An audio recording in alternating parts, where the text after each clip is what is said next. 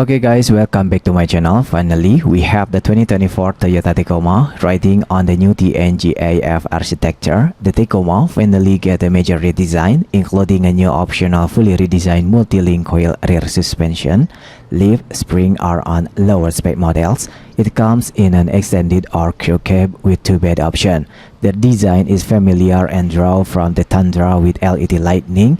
The more aggressive TRD Pro gained a wider body kit, Fox Key as 3-coil offer, a unique bumpers and dual-tone paint. The new Trail Hunter comes in Grecian with a longer box, gaining a low-profile roof rack and a prominent sport bar.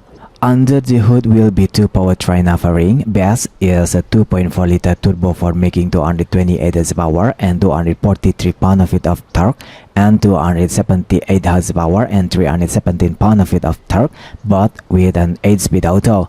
The 6-speed manual models get 270 horsepower and 310 pound-feet of torque.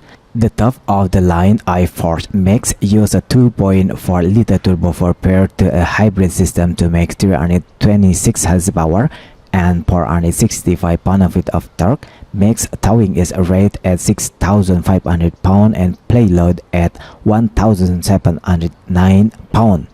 Four-wheel drive models have an electronically controlled 2-speed transport case with a high or low range, along with active traction control or ATRAC and an automatic limited slip differential or auto LSD.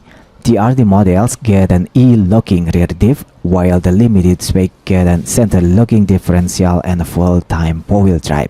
The new Trail Hunter model feature more gadgets like an integrated air compressor, power port, and more. Some more new available features include the front stabilizer bar disconnect, 33.8-degree approach, 23.5-degree brake cover, and 25.7-degree departure angles on TRD Pro, 360 cameras, and so much more.